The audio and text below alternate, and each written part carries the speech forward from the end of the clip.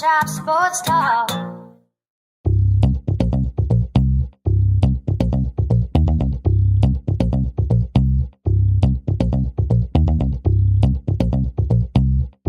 Oh, you're tuning in to another episode of Barber Shop Sports Talk with me, your host, Daryl Lane, as always.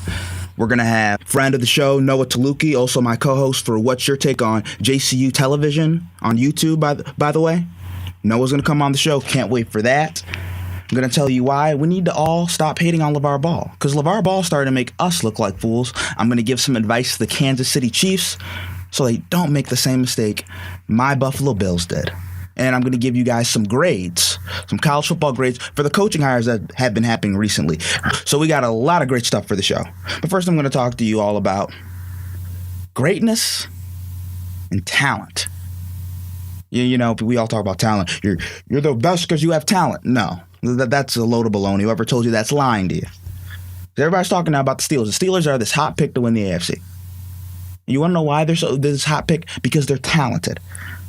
Antonio Brown, maybe the best receiver in the NFL, leading the NFL in receiving yards with over 1,000. Running back Le'Veon Bell, one of the best running backs in the NFL, leading the NFL in rushing with 981 yards. Hall of Fame quarterback Ben Roethlisberger, two-time Super Bowl champ.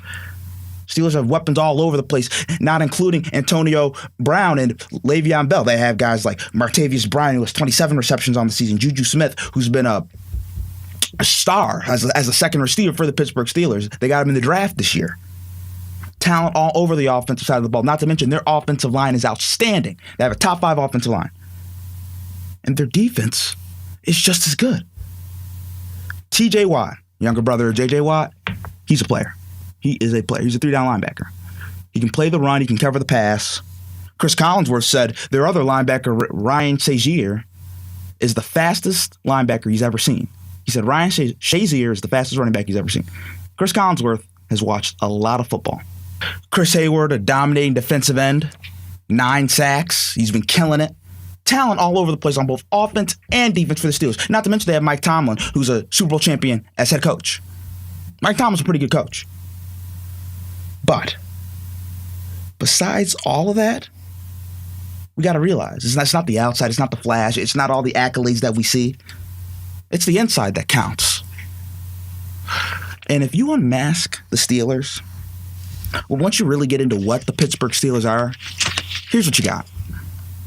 Antonio Brown, diva wide receiver, who likes to throw temper tantrums when he doesn't get the ball from Ben Roethlisberger, and he likes to go Facebook Live during post-game rallies and stuff in the locker room. Antonio Brown loves to do that. Martavis Bryant. Oh my God, if Antonio Brown's a diva, what's Martavis Bryant? He's complaining that he's not getting the ball and was asking to be traded, and he was pouting like a little baby. That's Martavis Bryant. Then we got Le'Veon Bell. Had a holdout in the beginning of the season.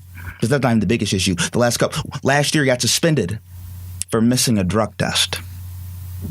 And he's had other incidences of breaking the league's policy on substances. So that's what we have for the Pittsburgh Steelers. Now, not to mention, Ben Roethlisberger likes to be a bit of a drama king himself, talking about it. Oh, if I'm going to retire, am I not going to retire? Remember the motorcycle accident? There was a sexual assault case. There's a lot of other stuff. So these guys that we see on the offense side of the ball for the Pittsburgh Steelers, they have their issues. Once we take away all the stats, all the speed, all the explosiveness, all the talent. And then we realize, remember about a month ago when the national anthem protest went high when Trump called the NFL players SOBs and they all decided to protest? The Pittsburgh Steelers and Mike Tomlin, you know what they did? Mike Tomlin, the coaching staff, went outside to stand for the national anthem, and the rest of the team stayed inside. And then their left tackle, Alejandro Villanova, he came out. He's from the military, and he came out. So you have 3 sides, and it looks like everybody's fracturing, doing their own thing. And Antonio Brown was mad because he thought everybody was staying inside. So this is the Pittsburgh Steelers we're dealing with right here.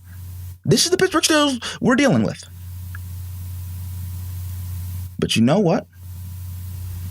They're talented. So we forget all that. We get caught up with all their talent. We get caught up with Antonio Brown. He's the quickest receiver I've ever seen.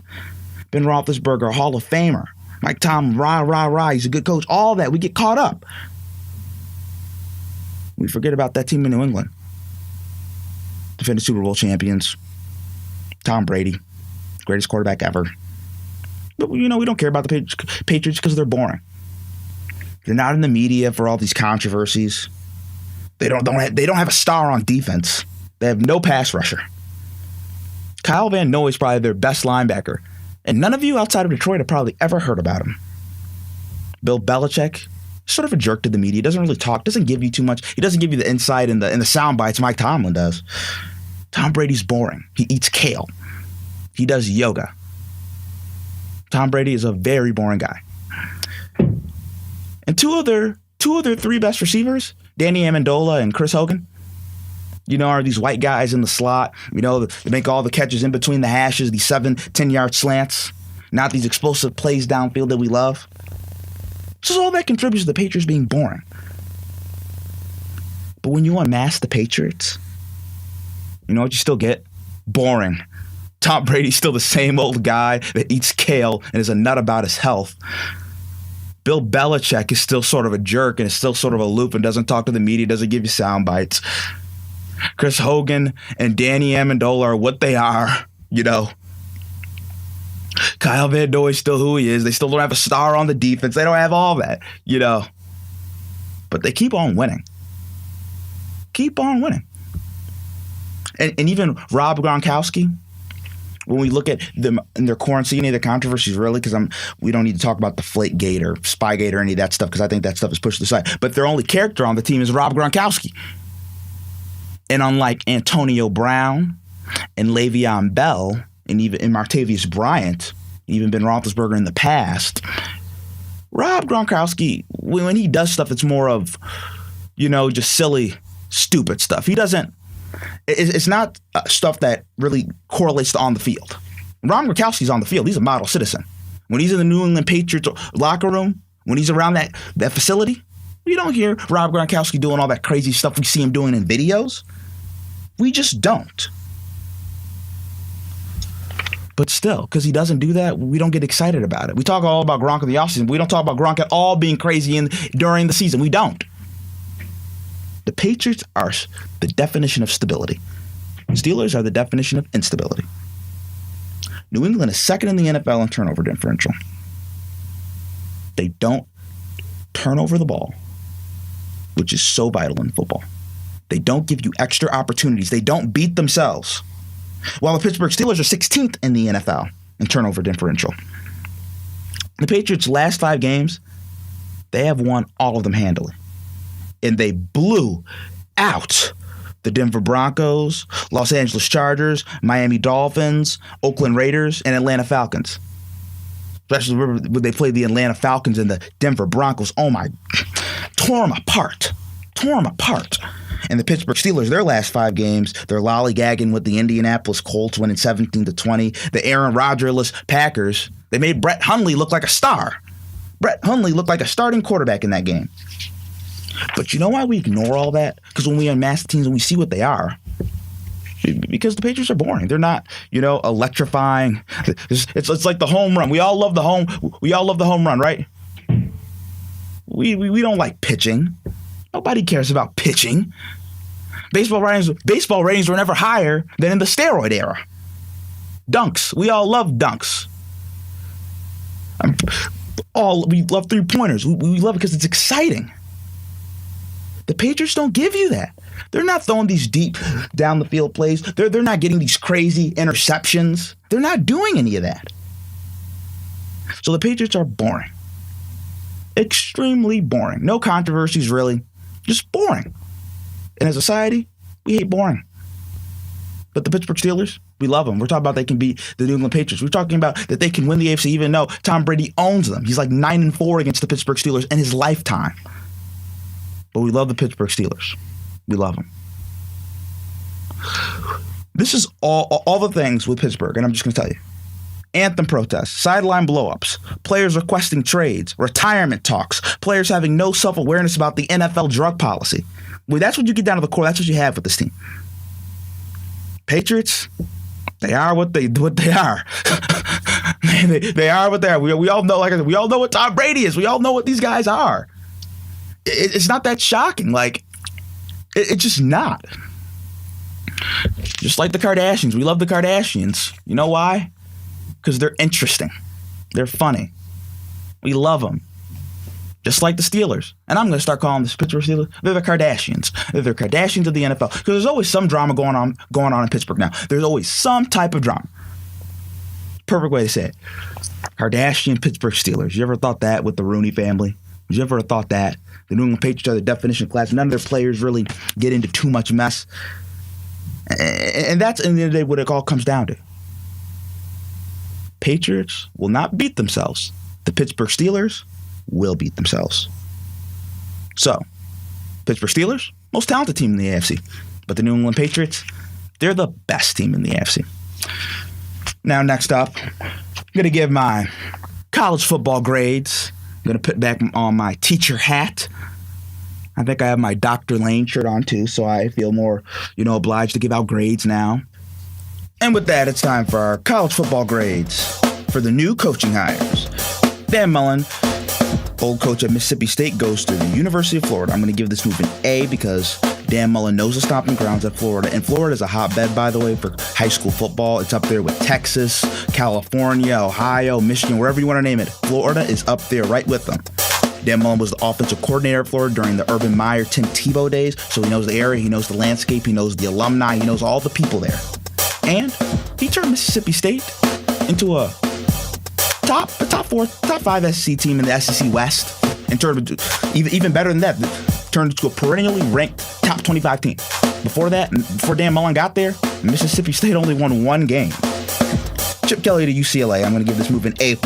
Chip Kelly, great offensive mind, knows the area and the whole West Coast very well. Speed, athleticism. All those guys down there in California, he's going to get all of them. And at UCLA, great institution. He turned Oregon into a perennial power. And Oregon was nothing before Chip Kelly got there, and they're struggling a little bit, and they've been on a downward spiral since he left. So I'm going to give this move an A+. Not only that, Josh Rosen, the quarterback for the UCLA Bruins, one of the best NFL prospects and college quarterbacks. Watch what Chip Kelly does with him if he decides to stay. Tennessee coaching blunders, I'm going to give this an F. This is just sad and embarrassing. Greg Schiano not hired because of the angry fan mob, not wanting him as their head coach because he was an intern or, he's a GA during the old Penn State days with Joe Paterno and with the old rape allegations. Don't want to get too much into that, but that's just a story right there. Not only that, Mike Gundy, Oklahoma State head coach, rejected a $42 million offer from Tennessee. $42 million, and he rejected it. And he's like, I'm an Okie for life. Even Lane Kiffin's making fun of Tennessee, saying even Kim Jong wouldn't want to go there and be the Tennessee head coach. That's just... Everybody's taking digs at Tennessee. Nobody wants to be the head coach at Tennessee. And they have a rich history. So I'm going to give this an F all the way around. Joe Moorhead, going to be the Mississippi State head coach, taking over for Dan Mullen. Moorhead was an offensive coordinator for Penn State under James Franklin. This is what Bruce Fieldman of Sports Illustrated had to say about Moorhead. He said, Moorhead's system offers a unique blend of run-pass option looks with a West Coast passing scheme that produces big shots downfield and has proven to be one of the most dynamic offenses in college football. Since he's been with the Nittany Lions, only Oklahoma State, and Louisville have produced more plays of 20 yards or longer. That's pretty good. That is pretty good. And he had a hand in the Penn State offense and their emergence right along there with James Franklin. So I like this move. I'm going to give it a B- because he's a coordinator. He's a little bit unproven as a head coach. You never know how those guys are going to work out, how they're going to command the locker room and all that. So I'm going to give this move a B-. And then Herm Edwards, old ESPN analyst, goes to Arizona State University. I'm going to give this move a B. And this is the reason I'm going to give it a B. Herm is, and this is also the reason why I'm not going to give it an A. Because to me, this has A all over it, but I'm going to be conservative here. Herm's been out of football for a little while. I don't know. I think his heart's in it, but you never know when you're an older guy. Lots of these younger kids, you're talking to millennials, people that are on social media, Twitter. That wasn't Herm's thing. But I think this is where Herm will succeed. He knows football. And he knows how to talk to people. If you ever listen to him on ESPN, he knows how to talk to people. He can go inside a family's room, and I think he can sell a mother and a father that their son is going to the right place and that Herm will do right by them. And I think that's a big deal. So that's it for my college football grades. I would have give I would have given Texas A&M a grade, but Jimbo Fisher has apparently not come there yet. My professor, Dr. Brent Brosman, if he's listening, he's a big A&M fan, and he used to be like, it's going to happen by Saturday or Sunday. I forget which one he said, but he said Saturday or Sunday. But it didn't happen yet, so we can't leap to the conclusion, give it a grade. But if it does happen, I'll give the move an A, because I think Jimbo can do some great things at Texas A&M. Now, coming up next on Barber Shop Sports Talk, I'm going to tell you all why we're laughing at Lavar, but Lavar's really laughing at us. Coming up next on Barber Shop Sports Talk.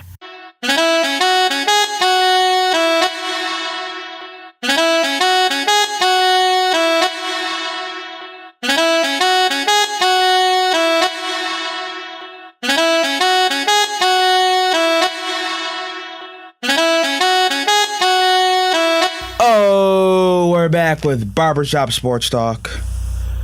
I want to give Ashley a little shout out. Say hi, Ashley. Hi. Ashley, will you come on the show for me, buddy? No. We're still working on that. Ashley wants to come on, but we're just getting rid of his stage fright a little bit, right, buddy? Yeah, probably. Now it's time for me to give some advice on that note. I don't want the Kansas City Chiefs to make the same mistake the Buffalo Bills did. Buffalo Bills decided to bench Tyrod Taylor for Nathan Peterman against the San Diego Chargers. And you know what came out of that? Nathan Peterman threw 5 interceptions and embarrassed himself.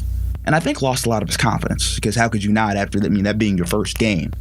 That's like you coming in for a job interview and you completely stank it up. Like you do everything wrong and you get embarrassed in front of everybody. That's an awful feeling. And I hope the kid recovers for it. But I hope the Kansas City Chiefs don't make the same mistake that Buffalo did. Don't make the bad football decision that the Bills did. Don't do it. Don't do it.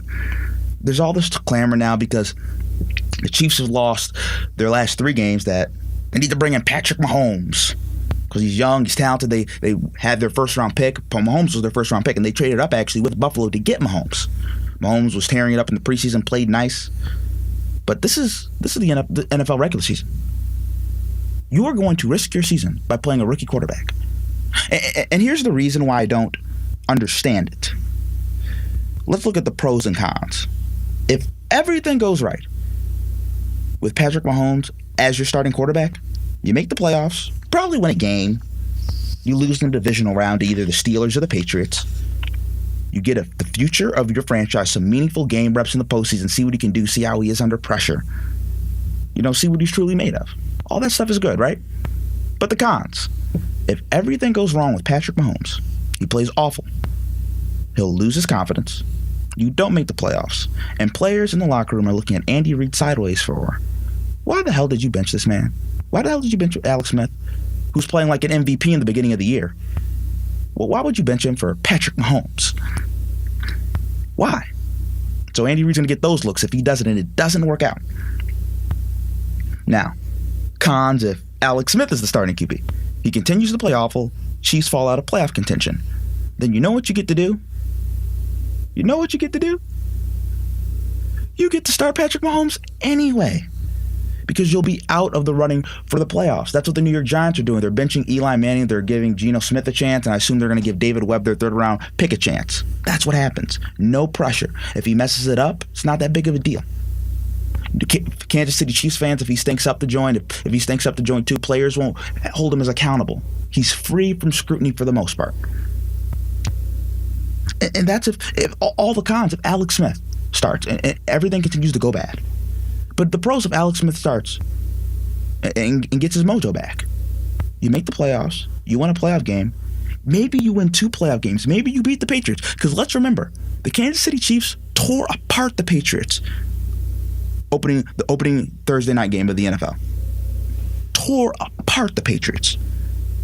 So it wouldn't be that inconceivable if they got on a hot run, Kareem Hunt and all of them. They're a talented team. And they even upset the Steelers. I've talked about the Steelers. I think the Steelers are going to uncloak themselves soon enough. Maybe the Chiefs are able to beat the Steelers. You have a chance of winning 2 games with Alex Smith. You only have a chance of winning 1 game with Patrick Mahomes. So let's look. All the rookies this year that were backups and then ended up starting. Tom Savage was benched for Deshaun Watson. Patrick Mahomes, I'm going to go on a limb and say he's not better than Deshaun Watson right now. He's not anywhere close to being as good as Deshaun Watson right now because Deshaun Watson was extraordinary, and he will probably never be better than Deshaun Watson in all likelihood. Mike Glennon was benched for Mitch Trubisky. I'm going to go on a limb and say Patrick Mahomes is probably around the same as Mitch. Probably around the same, but both equal skill level right now. I'll say that, right? Which is, average, Mitch is on a losing team. He gets experience. There's not as much pressure, right? And then there's the worst scenario. Tyrod Taylor was benched for Nathan Peterman. Now, if the Mitch Trubisky situation happens, you don't make the playoffs at all. Even if you bring him in for Alex Smith right now, Patrick Mahomes, you don't make the playoffs. Because that means he's not good enough and he's not better than Alex Smith at this moment. And if the Nathan Peterman situation happens, oh my God, that is the worst thing for Patrick Mahomes. Talk about tearing the kid's confidence up. So let's remember, Kansas City Chiefs, don't make the same mistake the Buffalo Bills did. I love the Buffalo Bills, but there is a reason why they have not made the playoffs since 1999. There's a reason. I love the Bills, but there's a reason. So don't follow with the Buffalo Bills model. Follow your own model. Because your own model in the beginning of the year, you were the best team in the NFL. Try to focus on getting that back. That's what you should be doing. Now my favorite part, and the one I really want to get to, Lavar Ball and Donald Trump. Now, they had his Twitter spat a couple weeks ago when I was off because we didn't have the show on Thanksgiving. And I'm just thinking to myself when both of them are arguing back and forth through Twitter and the media, I'm just like, these two dudes, how could two dudes be so different but so similar? Lavar Ball and Trump, I feel like that they'd be two guys, crack a couple cigars and hang out and just talk. I feel like both of them would enjoy each other's company. I just feel like it. To be in a room with those two guys would be hilarious. But in all of this, Trump's been goated. And I can't blame Trump because we've all been goated by Lavar. We were all calling Lavar a fool. Trump called him a fool himself. And Lavar keeps all laughing at us. The feud between Trump and Lavar Ball started just originally, if you don't know. Lavar's second oldest son, LeAngelo Ball, plays for UCLA. They went on a trip to China, him and a couple other kids on the team. The whole team went, but him and a couple other kids, they were caught stealing from a convenience store. Shoplifting. And they were arrested by the Chinese government, and they were held, and President Trump had some part in getting them out. And Lavar Ball wasn't willing to accept, in fact, that Trump had anything to do with helping his kid out, even though he did.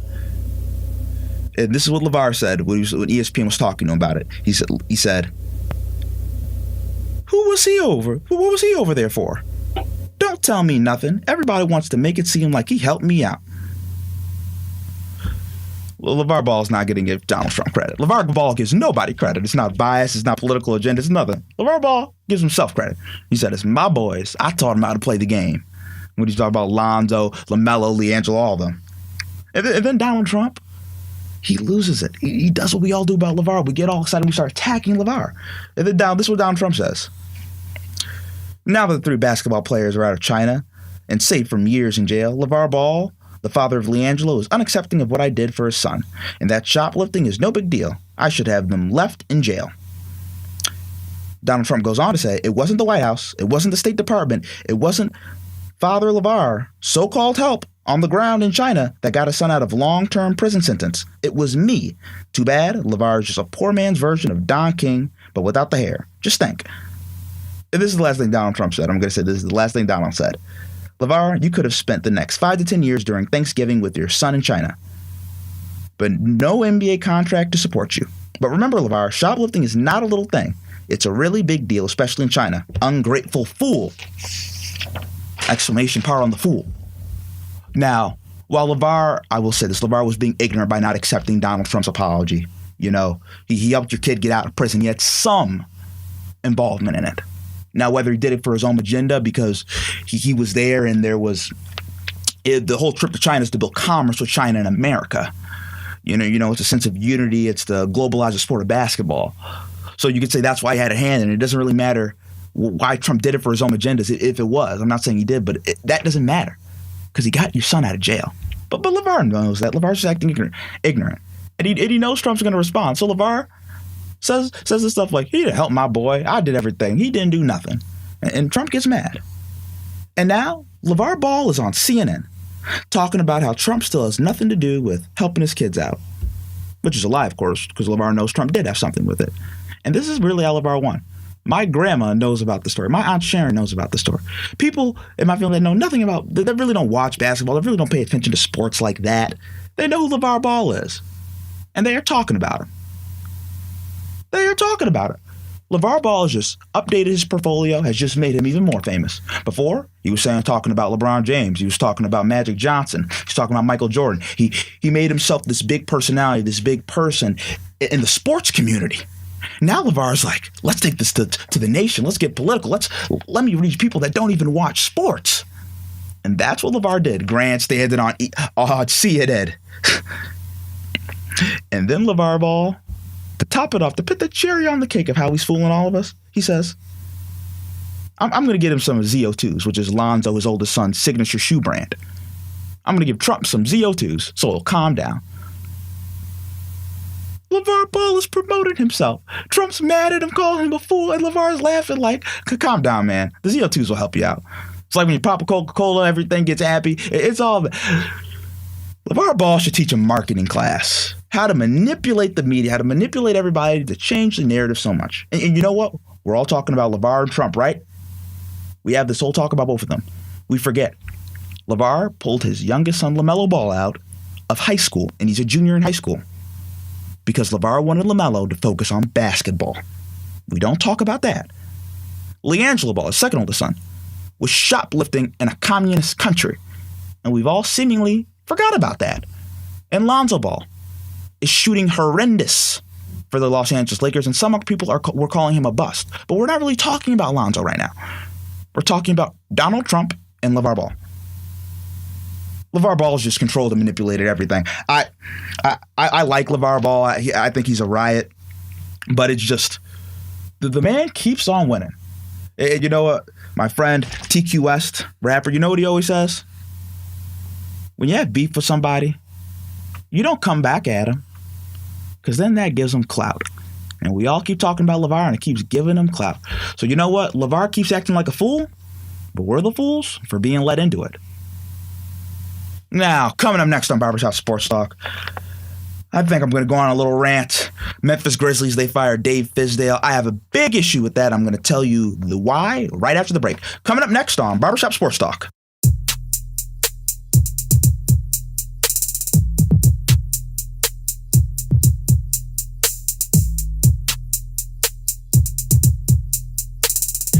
Oh, we're back with Barbershop Sports Talk. And now I'm going to go on a rant. I don't like to go on rants. Actually, no, sometimes I do. That's a lie. I do like to go on rants a little bit. But how in the world do the Memphis Grizzlies fire Dave Fizdale? I do not understand it. You really know what this stems from? We have unrealistic expectations lots of times. People think they're supposed to do this and be this great. And when you fall even, you're halfway. They're like, you're out. You're out. That's what's happening in the NFL, right? I mean, Jason Garrett is a perfect example. Jason Garrett, I'm not the biggest fan of him as a coach personally, but they were 15-1 last year. They're struggling a little bit this year because Ezekiel Elliott's had his whole ordeal. You know, I think Dak Prescott's getting exposed a little bit because it's his sophomore year. Teams have more film on him. The offensive line's been a little banged up. Tyron Smith, the best left tackle in the NFL, has been hurt. You know, and people are talking about firing Jason Garrett. He went 15-1 last year with a rookie quarterback and a rookie running back, and we're talking about firing him. It's the impatience in sports that some people have. This takes time. You can't have such high expectations, especially when the talent level is not there. And that's what happened to Dave Fizdale. The Memphis Grizzlies were 7-12 when Dave Fizdale was fired. Is that a surprise to anybody that really watches basketball? The Memphis Grizzlies are in the Western Conference. You got Golden State. You got San Antonio. You got Oklahoma City. You got Houston. You got Minnesota. You have the Portland Trail Blazers. You have the Denver Nuggets. You have the New Orleans Pelicans. You have a lot of teams in the Western Conference. But this is the Eastern Conference now. It's not the Eastern Conference, folks. It's not. And the Memphis Grizzlies, they are what we thought they were. I mean, they're grit and grind, right? Tough defensive team, shaky offensive team, slow the ball down, right? The Grizzlies were 6th in the NBA in total defense, pretty good. 28th in the NBA in total offense, pretty horrendous. But that's what they've always been. It didn't matter if it was Lionel Hollins, David Joyger, and now Dave Fizdale. The same thing still stands. Horrible offense, really good defense, slow pace. And I don't know what you expect to change when you still have Mike Conley and Marc Gasol. I don't know what you expect to change. If you want a more faster pace, then scrap the whole thing. Trade Marc Gasol, trade Mike Conley. And the GM of the Grizzlies just talked about he's not trading either Mike Conley or Marc Gasol. And I'm just like, then what do you think is going to happen with the interim coach? They have Bernie Bickerstaff, or next year when they get another head coach? The same thing's going to happen. Really good defense, horrible offense. Like 1 + 1 doesn't equal 5. This is simple. This is really simple. And if the Memphis Grizzlies want to rebuild, because Dave Fizdale's a young, talented coach, they should have just traded Mike Conley and Marc Gasol. Like I said, they should have just done that. But it's almost just the stubbornness. You have the GM, and they're just stubborn people, and they're like, "Oh, we can do this," and like, "Coach, fix it." Listen, Dave Fizdale, he's not God. Last time I checked, he's not a magician. He's not Harry Houdini. He can't pull rabbits out of his hats to do all this hocus pocus. He can't do that. A coach is sort of an extension of the team. The coach can't play on the floor. He has what he has. And after you get past Mike Conley and Marc Gasol, what is there in Memphis? What really is there? I was surprised they made the playoffs last year. And I think they could have still made the playoffs this year. So it's just unrealistic expectations from these organizations. And it just, sometimes the coach gets fired for the GM's arrogance. And it's sad and it's a shame. But I think Dave Fizdale's going to get another job because I think he's a really young, talented coach. And now it's time for my last college football rankings of the year. I'm going to preview my final 4 teams in the college football playoffs and my last 2 out. First, we're going to start with the 1 seed who I think will beat Miami on Saturday, the Clemson Tigers. I have them beating Miami 28-14. I think Malik Roser, the quarterback for the Miami Hurricanes, exposed himself in his game against Pittsburgh last weekend. Just looked really bad, completed less than 50% of his passes. I think the speed of Clemson's front 7 will be too much for him and the Miami Hurricanes team overall to overcome. As my number 2 seed, I have the Oklahoma Sooners. Have the best player in college football, in my opinion, Baker Mayfield, who I also think is going to be a star on the next level, by the way. I think they're going to beat TCU in the conference championship game, 38-30. And I think Baker's going to win the Heisman. Going to get his team to the playoffs. Number 3, I have the Auburn Tigers. I have them beating Georgia in the SC championship game in the conference championship rematch. I think Auburn's clicking at the right time. A couple of their starting running backs might not play, but I like this team's emotional energy. I think they're going to find a way to gut it out against Georgia. And number 4, I have Alabama. Roll Tide with Nick Saban, who wear the football all year. I have them coming out as the 4th seed. And I think the reason they're going to get the 4 is because the committee loves Intel how they rank all teams. And they don't want to leave Alabama out. Alabama is a draw. That's what college football is about. That's what college athletics is about. That's what the NCAA is about. They want draws. They want brands. Big storylines. Clemson, Alabama, semifinal. These 2 teams were in the national championship 2 years in a row. Great semifinal, great storylines. That's what the college football committee and the NCAA wants. And for number 5, I have Ohio State, just missing the cut. I think Ohio State's going to beat Wisconsin 24-20. But they will not make the college football playoffs because I think at the end of the day, the committee will rather have Alabama over Ohio State. And number 6, I have UCF. We're going to be undefeated on the season. Best offensive college football. The 3rd best point differential in college football. They won't make the playoffs, of course, because they're in the American Conference and nobody wants to give them the credit that I think they actually deserve. But they will be 6, in my opinion. And they will be in a New Year's Bowl 6 game. They will play in one of the big bowl games. That's what UCF is going to have to fight for. And that's it for my last edition of college football. First 4 in, and last 2 out. It usually was first 4 in, last 4 out, but we changed it up for purposes because that's realistically what it's going to be for when ESPN unveils it on Tuesday next week. So I was just going to do that.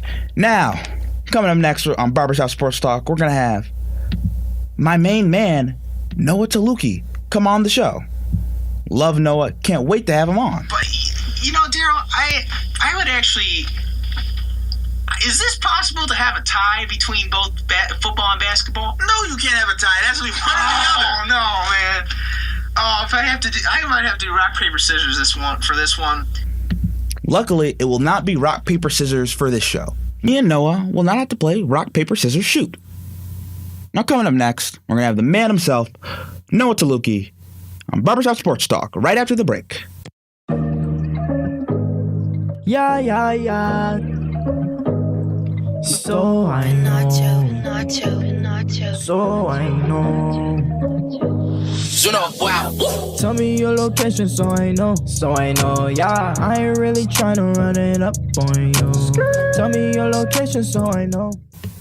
You just heard rapper, singer TQS. He does all types of music. If you want to feature, contact him at taekwonwarren004@gmail.com. I repeat, if you want to contact him, it's taekwonwarren004@gmail.com. $50 for a hook, $100 for a verse.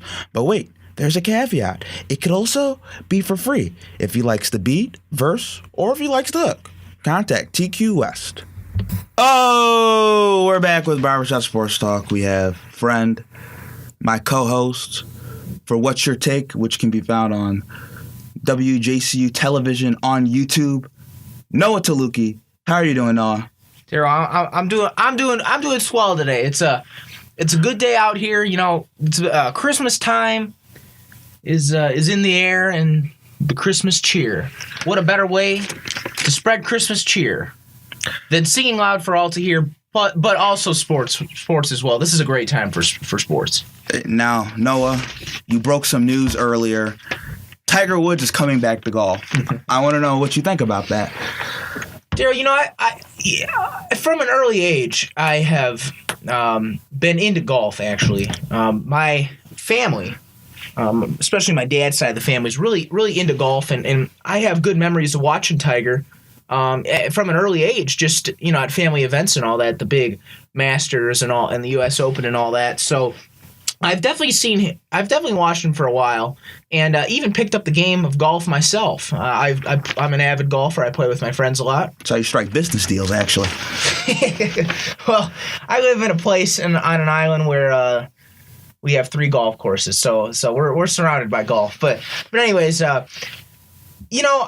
has his off the field stuff, and I'm not really a person that likes to get into that off the field stuff. But he made some bad decisions, and I think he obviously knows that. But I really think Tiger has always been my favorite golfer because of just his charisma and what he's really brought to the game of golf. Golf still is a formal sport, but he just made it kind of fresh, new. Because who did you see before on the tour after they made a putt? They go, put their fist up in the air and celebrate. You just kind of saw like a tip to the cap, maybe to the audience or to the spectators out there, and that was it. No, he's pumping up in the fist in the air, and I'm talking about that charisma, and plus he was really good to back it up. With all those wonderful shots, like the 2005 Masters. That's, in my opinion, still the greatest shot I've ever seen. Just chipping it out of the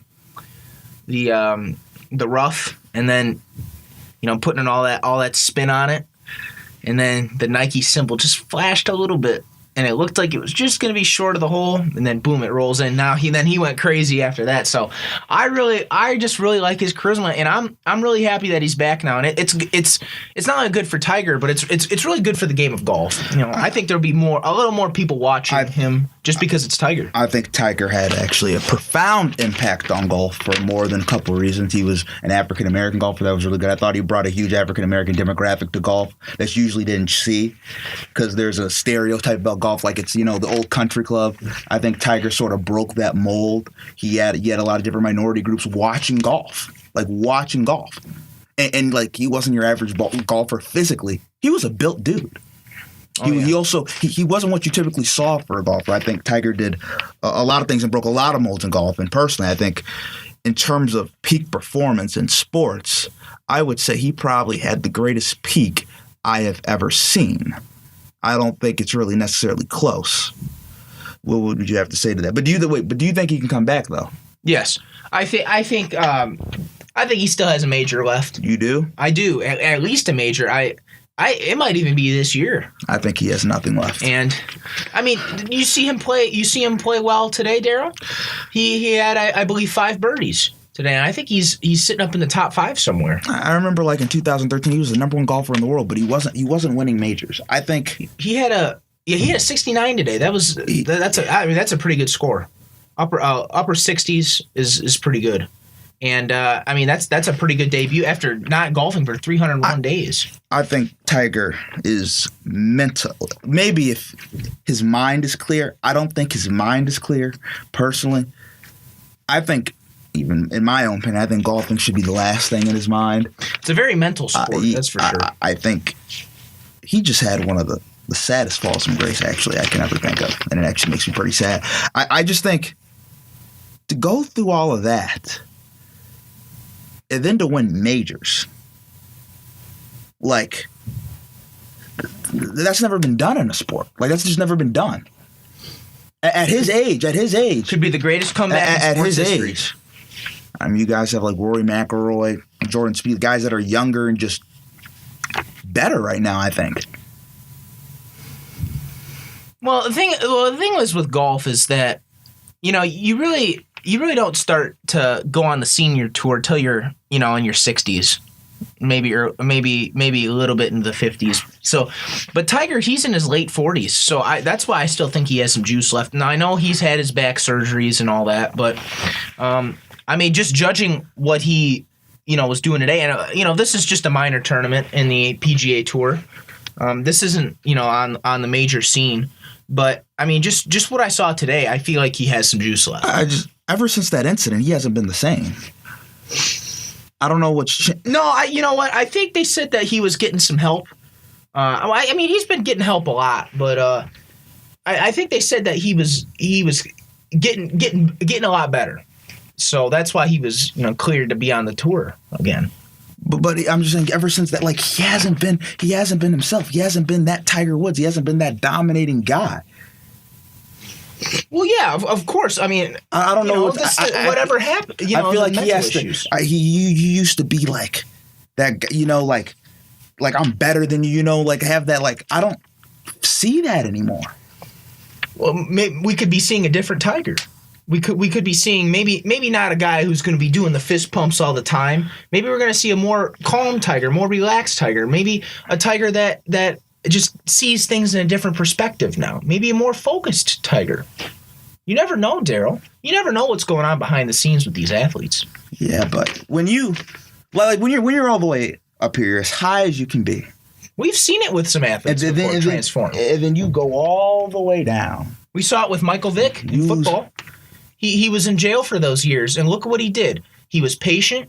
He came back and had an MVP season.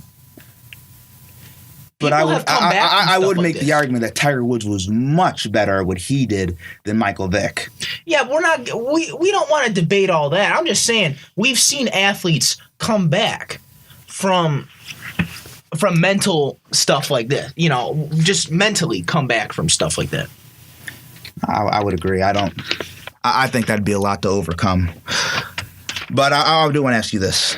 So, big Lions fan that you are. Yeah, all the way.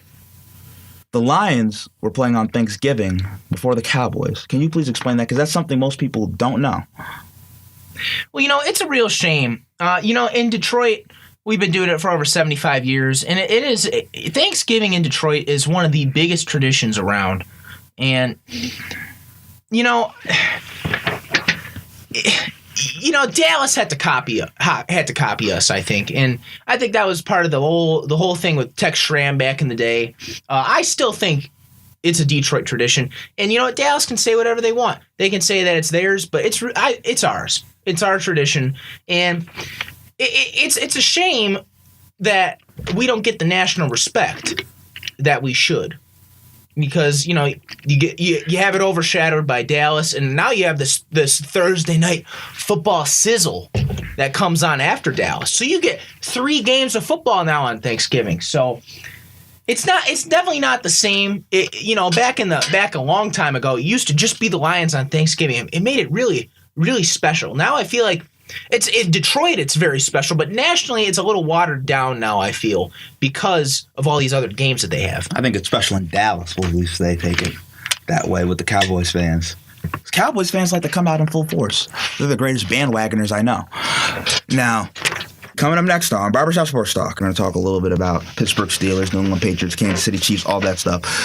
Ready for it, Noah? Oh, absolutely, Daryl. NFL is always great.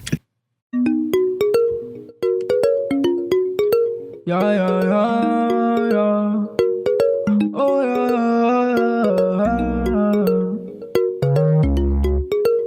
Hit that 2-step, I know you can do that. Never had the rhythm, baby, tie the loose end. Hit that 2-step, show them you can do that. Show me all your rhythm, let all the emotion in. Hit that 2-step, I know that you. Oh, we're back with Barbershop Sports Talk stuff. Noah Tylutki with us. I do want to ask you this question. NFC, stacked right now. You have the Minnesota Vikings, New Orleans Saints, Philadelphia Eagles, and Los Angeles Rams. Out of those 4 teams, who do you think has the best chance of going to the Super Bowl? That's a tough one, Daryl. I mean, it's just like, I think the NFL race this year overall is just so wide open. Especially at this point of the season. It could change in the next few weeks, but at this point, man, you could see everybody. I mean, I have never been a big fan of the Eagles this season. I don't know if they really have what it takes to get it done, if you know what I mean. I mean, yeah, they can win the division, they can get their first round bye and all that, but I don't think that I just don't think that they're ready to take that next step. And I mean, you could say the same thing about the Rams, and you could say the same because the Rams are young. You could say the same thing about what was the other team? The Vikings. Oh, the Vikings. But Vikings, the defense, and you know what, Darryl, I'm a big proponent of defense wins championships. I am a big proponent of that, and I really do think that defense does. And the Eagles have the defense, the Vikings have the defense. I mean, the Vikings they're winning with Case Keenum. Exactly. And you have to have a good defense. Case Keenum's not. Exactly. And we've seen teams with really good defenses and average offenses win the Super Bowl.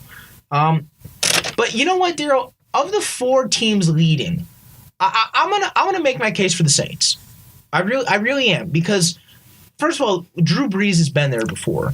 He's had playoff success. I mean, he won a Super Bowl. So he has that Super Bowl to go along with all of his success, statistically even as well. But I think that the defense, and it's always been an issue for the Saints. When they won their Super Bowl, defense, it was one of the best in the league. Ever since then, it slowly regressed. But this year, the defense, they've had some nice rookie play. They've had Cam Jordan really step up at the defensive end position. But I think that the defense is good enough to get them far. And Drew Brees has experience with Alvin Kamara and Mark Ingram really coming into his own now. Saints offensive line really beefed up, and so as far as experience wise, I think that the Saints have the best chance of going to the Super Bowl. Now, speaking of good quarterback play, Tom Brady seems like the ageless wonder. All those crunch berries, the yoga, it's all working out for him. So with Tom Brady and the New England Patriots, can the Pittsburgh Steelers beat them? Well, that was the big question at the beginning of the season. I remember, Daryl, was a lot of, especially after week 1, people said that the only 2 teams that can beat the Patriots are the Chiefs and the Steelers. Big Ben has looked very inconsistent this season at times. Even last game against Green Bay, he threw his touchdowns, but he also threw his share of interceptions against sort of a weak, I would say more on the weak side Packers team. But then there's games like the like the Titans game where he lights it up for 4 touchdowns and 300 yards. So, but I think it's apparent that Ben has showed his age a little bit this season. I don't think he's, the way he was, say, in the early 2010s. I don't think he's like that anymore. They definitely have their supporting cast. They definitely have the 2 other Bs, Brown and Bell. And I mean, the offensive line just played well this season. James Conner gets in the mix a little bit at running back as well. And they do have the defense. TJ Watt really stepped up. I think one of the best linebackers in the NFL, and not James Ferrier. I'm sorry, Ryan Shazier. Chris Collinsworth says the fastest linebacker he's ever seen. Yeah, he's that Ohio State. One thing that does concern me a little bit is the secondary for the Steelers. Brady knows how to pick apart the secondary, but also we have seen Brady struggle against the rush, especially in those big playoff games. Denver a few years ago when they rushed him. He didn't have as much time to throw, and so I think if the Steelers can get to Brady on the rush, I think Steelers could have a chance. Now, what I will say this, I will not pick the Steelers to beat the New England Patriots. No, I'm not either. I'm just saying if they were to have a chance. I think. I just nicknamed the Steelers on my show the Kardashians. Because they're always in some type of drama, but New England's consistent. They're about the process. Yeah. They're about their business. Even Gronk. Gronk's the most out there guy, right? That's true. But the only time you ever hear about Gronk, he's out partying or doing whatever. When he's on the football field, you never hear a thing about Gronk. He's different. You never. Gronk likes to party outside, but once he gets in the room, perfect. And Bill Belichick says he can chalkboard it with anybody. Oh yeah. But the Steelers, I don't like. A couple things. Le'Veon Bell held out. Antonio Brown, the temper tantrums, the Facebook lives in the locker room. I think all that stuff in the end, I think that stuff makes a difference when you're splitting hairs between teams. I think the New England Patriots are prepared and they don't beat themselves. They're second in the league in turnover differential. The Pittsburgh Steelers are 16th. The Patriots demolished the Falcons and the Broncos. They've been killing everybody, actually, the last 5 games. The Steelers almost lost to the Colts, and they made Brett Hundley look a little bit like Aaron Rodgers and Brett Favre. That's not good. I agree. I watched that game. Brett Hundley should not be looking like those two. Never. So that is a problem, and that concerns me a little bit about their team in the postseason. Mm-hmm. Now, I do want to ask you about the other AFC team, the Kansas City Chiefs. What the heck is going on with this team? Alex Smith was an MVP candidate in the beginning of the year. Where are they falling off? Jeez, Daryl. I mean, I think number one reason they can't run the football. I mean, look at Kareem Hunt in the first few games. Everybody was talking about, rookie of the year, and the last few games, I think they said his average was somewhere between 60 and 70 yards per game, and that's definitely not the Kareem Hunt that we saw the first few weeks. So and a lot of teams. A lot of teams struggle when they can't run the ball, especially unfortunately, my Detroit Lions. They seem to have never been able to run the ball, and then they get inconsistent at times. I think it's the same. I think it's the same with the Kansas City Chiefs. Now about the defense, I think that they do have one of the better defenses in the league. They also, with Taba Hali out there, Ford, Justin Houston. Yep, Houston, and Derek Johnson, Eric Berry. No, Eric Berry's hurt. So, excuse me, Marcus Peters. Yes, Marcus Peters, the cornerback. And they just signed Darrelle Revis. And Darrelle Revis now. He's not as not old shell of his, yes, but I think he still can be a little consistent. As of now, I don't see the Chiefs going far, and really they really haven't gone far in the playoffs. I mean, I can't remember the last time they made it to an AFC Championship game, even. So that might have even been since the 60s or 70s, with Hank Stram and all that. But regardless, right now, if the Chiefs can step up their run game, I think they're going to have a shot. No, it's funny because I remember NFL season, first show of the NFL season, I was like, this isn't the real Alex Smith when he lit up the Patriots. Folks, this was not the real Alex Smith. He fooled all of us. I said, that is not the real Alex Smith, and that is not the real Tom Brady that played horrible. 80%. Over the course of a 16-game season, we switched those two guys. Oh, yeah.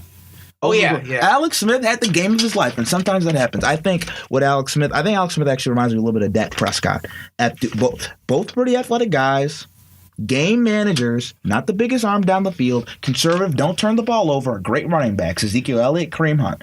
Look what has been happening to Dak Prescott with Ezekiel Elliott. Exactly. They can't run the football anymore. Now, when Kareem Hunt, you can't run the football, people start dropping back into coverage. No more 7 guys in the box. No more one-on-one coverage. Everything becomes a little bit harder, a little bit tighter, more zones. I think that plays a big part in it. And when you're not a top-end quarterback, you struggle. Now, I do want to ask you, Eli Manning. That's a carousel in New York over there for sure. Benched for one, Geno Smith.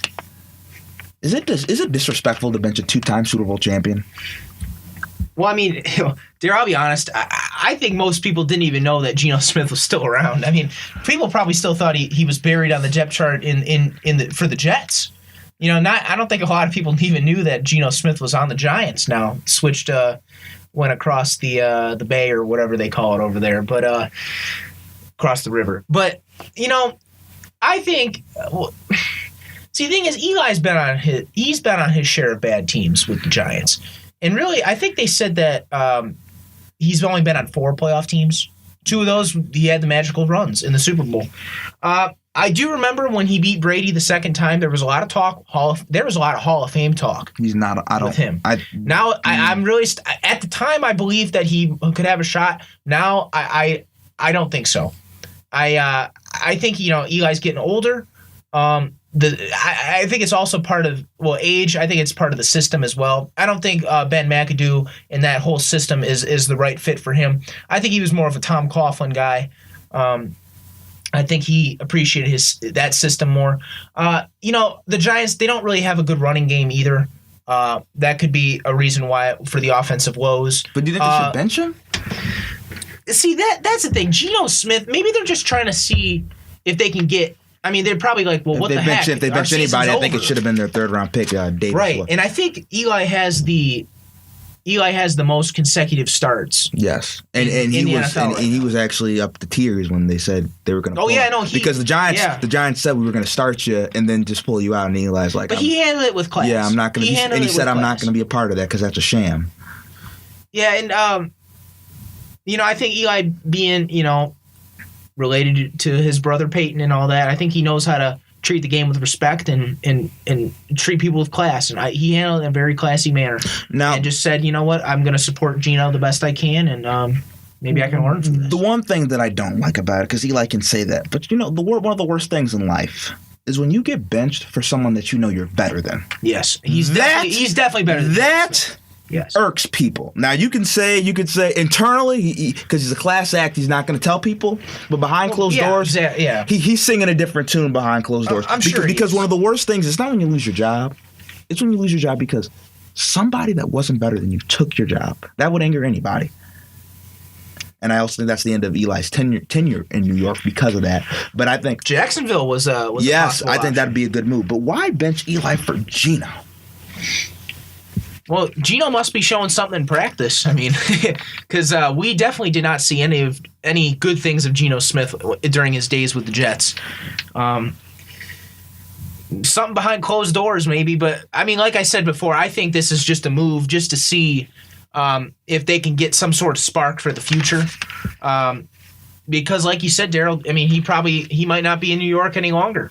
So, and you know what? I think, even though I don't think he's a really good quarterback, I still think he's a pretty He can be a man. Known icon. Manager. I think he's a good icon in New York. Yeah. And I think New York, the city. I think if he goes to the Jaguars, he can help them win playoff games. I think. Oh yeah, smaller market. Tom Coughlin's there. I think he's still a vice president of football operations. Mm-hmm. They can run the ball, have a great defense. I think that'd work out well. But I want to ask you, Alabama, should they be in the college football playoffs without winning a conference championship game? Alabama, interesting. I watched that Iron Bowl game, and you know what, Darryl? I had a feeling that Auburn was going to win. They pounded Alabama. Yes, they did. And you know what's interesting? They brought it up on the TV, but Nick Saban has never beaten a 9+ win Auburn team, ever. So when they said that, I kind of said, you know what?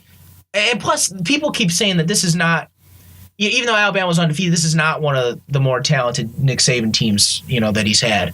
So, and you know what? Transfer quarterback from Baylor, Jarrett Stidham, he lit up that defense. And Jalen Hurts, I don't want to criticize the guy. He's my age, actually. He's a sophomore in college. Yeah. Love him. That man is the definition of a college quarterback. He cannot throw the ball downfield. He cannot throw the ball downfield. I was watching, I was like, oh my God. And geez, you know what? Towards the end of the game, they had those 2 botched snaps and all that. Do you notice that? Yeah. It's just like you don't see that from Nick Saban teams. That was just a little weird. Now, should they be in the college football playoffs? Now, yeah, that's a big question. When Auburn won that game, I said if Auburn beats Georgia, I think Auburn deserves a spot. Now I see if Oklahoma beats TCU, Oklahoma's in.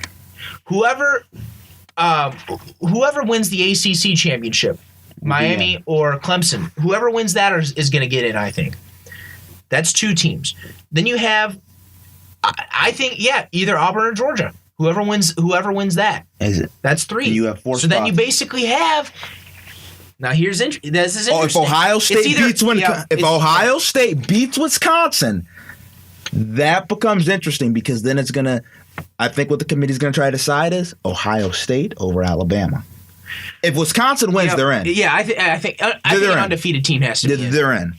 But if they lose, if Wisconsin loses, then that makes a very interesting case. Because Alabama would definitely have a better record than Ohio State. Ohio State with 2 losses. And that Iowa loss is unforgivable. Oh, yeah. That was a dang blowout. You can't get blown out by Iowa. Geez, you know what? And, actually, speaking of that blowout, when Michigan was up 14-0 over Ohio State in the game, as we like to call it up north, I guess what they call it down here. But they were up 14-0, and they had a lot of similar schemes to what Iowa did. And I kind of thought, Michigan came to play today. But then I had no idea who that number 7 was, that redshirt freshman quarterback who stepped up when JT got hurt on the field. And, man, he's definitely the quarterback of the future.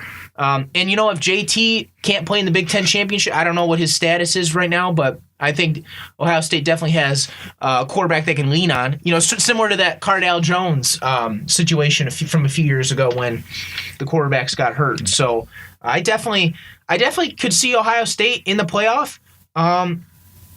I think the committee would like to mix things up a little bit. Now, Jim Harbaugh just got a lifetime deal. No, it was reported that Jim Harbaugh was going to get a lifetime deal with the Michigan Wolverines.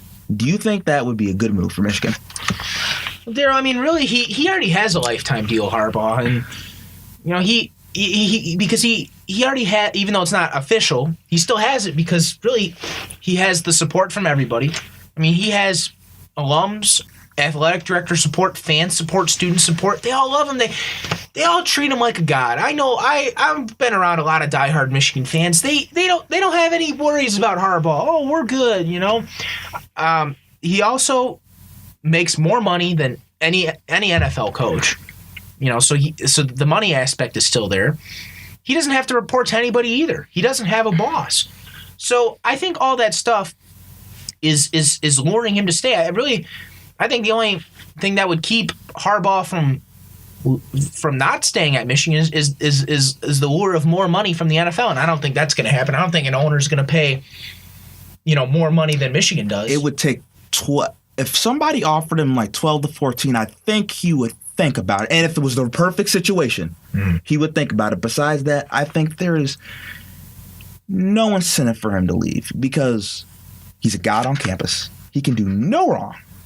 We see all these college coaches, we see scandals. You can do almost no wrong as a college coach. You are more powerful than the president. You're more powerful than the athletic director. They answer to you. They answer to Nick Saban. They answer to Mike Krzyzewski. They answer to Thomas. They answer to all these guys. Even Joe Paterno. They all answer to all these guys. If you are the head college football or basketball coach, big name, big institution, you're almost as close to God as it gets without walking on water. Without walking on water. That's the closest thing. That's the closest thing. And the thing about college fans, they will love you no matter what. Oh, yeah. NFL fans, you start losing, They're like, oh, we need a new coach. Can 'em. We need a new coach. All he has to do is beat Ohio State, Michigan State. Not all the time, just once in a while, to keep the boosters off his back. You know, talk to the alumni. Everything's good. Not only that, coaching in college is it's an easier, I could make an argument, it's an easier, more rewarding job. You get to build young men in their lives. You have more time to spend with your family. And the NFL, it's a 12-month job. All the time. You have to be consumed with football. In college, it's not like that necessarily. There's more, you have more off time. Yeah, and I think Harbaugh really puts himself out there as a family man. You know, he's really close with his mother and father, and you know, of course, John, his brother, and who coaches for the Ravens, playing the Lions this week. But you know, also, you know, back home, Harbaugh does get some criticism back home for not being able to beat his rivals, like you mentioned, Daryl. And you know, part of being a big time head coach of these big time programs is beating your rivals. You know what I mean? Like there's an old saying with the Michigan and Ohio State game is it didn't matter how good Michigan State or Michigan was or Ohio State was. It all depended on who won that game. If you won the game, Michigan, Ohio State, you in their eyes, it was a successful season. Also, one more thing about Harbaugh, I feel like he's really trying to be like Bo Schembechler, probably the best coach in Michigan history, and because Bo, of course, was his coach when he played at Michigan, and I feel like he's really trying to be like Bo, and you know, sometimes I feel like that can get to him a little too much, and I feel like Harbaugh just kind of needs to be himself a little bit more. Now, before you go, I do want to give you this piece of audio that my cousin Devin, who came on my show last time, said. He was talking about Tom Izzo versus Coach K, and this is what he had to say. I do want to ask you this because my co-host of my YouTube show on JCU Television, What's Your Take? My co-host Noah Tylutki, he told me that Tom Izzo was a better coach than Mike Krzyzewski. So I want to know if you have any statements to that. You said who's a better coach? Tom Izzo. He's not. But Tom Izzo was a great coach. If I was going to college to play basketball, Tom Izzo would definitely be one of the 5 coaches I would want to play for. Tom Izzo led Michigan State to the 2000 National Championship against Florida. He's a great coach. He's coached a lot of great players. But he is no Coach K. Coach K has won 1,000 games at Duke. No coach has ever done that. No coach ever will do that. So there's no comparison. There's Coach K, and then there's everybody else.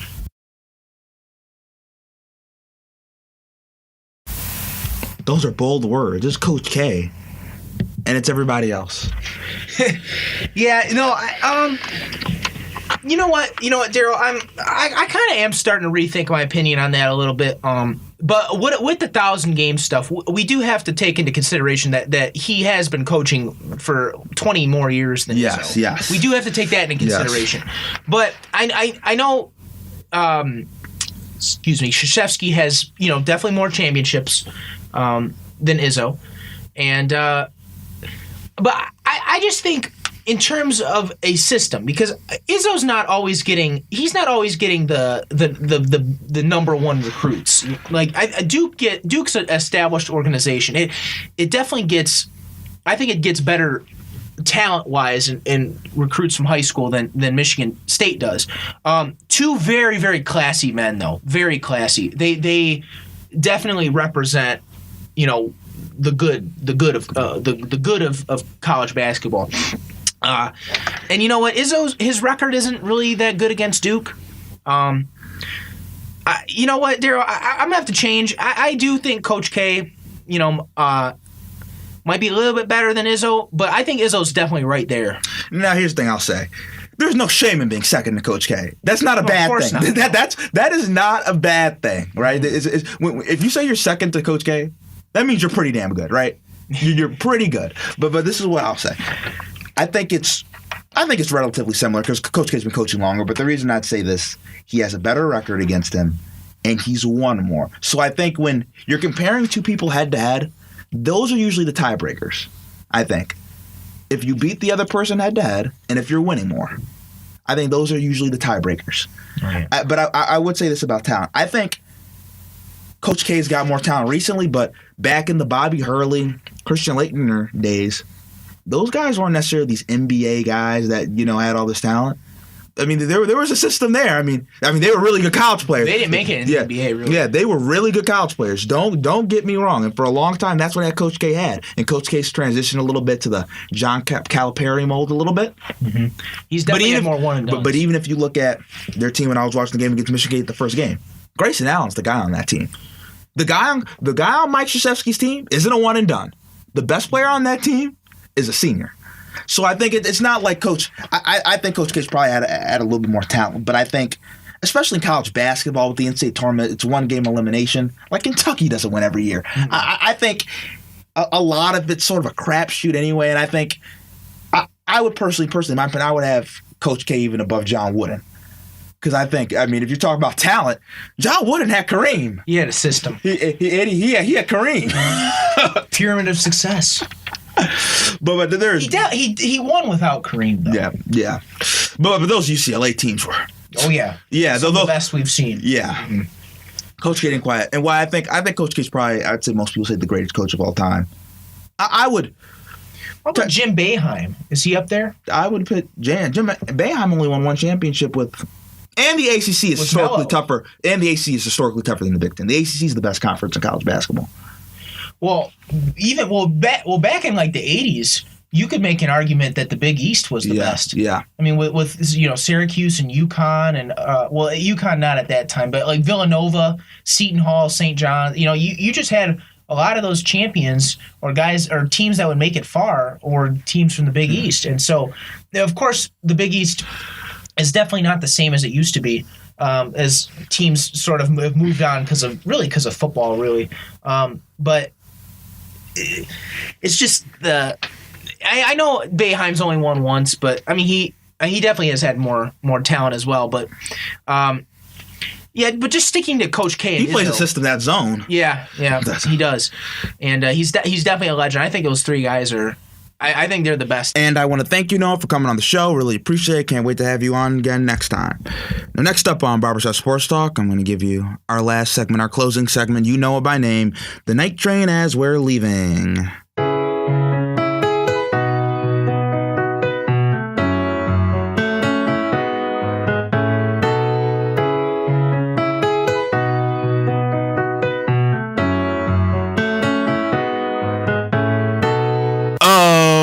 Back with Barber Shop Sports Talk. Just again, I want to thank Noah Tylutki, my co-host, for What's Your Take, which can be found on JCU Television on YouTube. I want to thank Noah for coming on the show. Really appreciate it. We disagree on a lot of things, but he always has some really interesting and fascinating opinions, and that's the reason why I love working with him and love talking with him. Shout out to Noah. Now it's time for my Week 13 NFL predictions for this week of NFL football. Redskins at Cowboys. I have the Cowboys winning 20-13. Vikings at Falcons. I have the Falcons winning 23-20.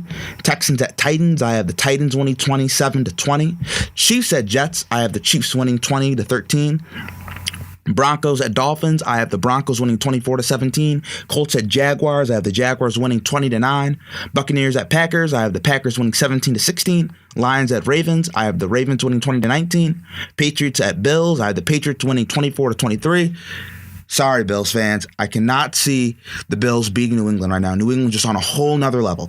49ers at Bears. I have the Bears winning 24-20. Browns at Chargers. I have the Chargers winning 30-10. Giants at Raiders.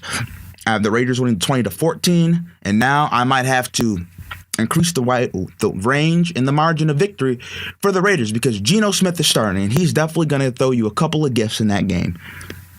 Rams at Cardinals. I have the Rams winning 27-17. Eagles at Seahawks. I have the Eagles winning 34-24. And Steelers at Bengals. I have the Steelers winning 23-13.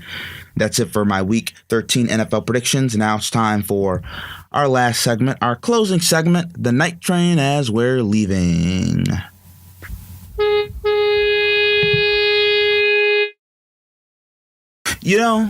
Today I decided to give credit where credit is due. My friend Taekwon Warren, aka TQ West. We were arguing over the summer, and he was telling me how good Ben Simmons was going to be, and he was telling me how bad Lonzo Ball was going to be, and how Markelle Fultz was also going to be a star. Now TQ ended up being right about some things, like Ben Simmons is much better than Lonzo Ball, more than I thought, and TQ was badgering me this whole week about how I was wrong. He kept badgering me, even when I mentioned the fact that Markelle Fultz is a bust right now, and Lonzo's not that bad. He's averaging 9 points, 7 rebounds, 7 assists, which is very solid. And it's still his rookie season. It's still Ben Simmons' rookie season. Injuries can come into play. We don't know how any of their careers will turn out. I think right now, while Ben Simmons is the vastly superior player, we don't know his intangibles yet.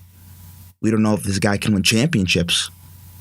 Neither do we know about Lonzo's intangibles. And right now, I'm more sold on Lonzo's intangibles than Ben Simmons right now. But Ben Simmons right now is a much better player. But to go back into how I opened the show, being the most talented doesn't end up making you the best. Lonzo's impact on the game, on a team, can be more to winning championships than Ben Simmons can even be on the Philadelphia 76ers. Because if Ben Simmons and Joel Embiid aren't winning championships in the East, that's a problem. Lonzo Ball's in the West, and if he's winning rings in the West, getting the NBA Finals, then that shows the true impact of both their values. And since TQ West wanted to call me out, I'm also going to have to out him as well. He is the man who said LeBron James is the best player ever because they're making a second Space Jam. Had to get that out there. Thank you for listening to this episode of Barbershop Sports Talk. I want to thank Gavin Martin for doing the editing. I want to thank Ashley for still refusing to come on my show, but I think I got him a little bit closer to coming on. I want to thank friend Noah Tylutki, co-host of my show, What's Your Take, that can be found on JCU Television on YouTube, for coming on the show as a guest. Love having Noah on. And that's it for this episode of Barbershop Sports Talk.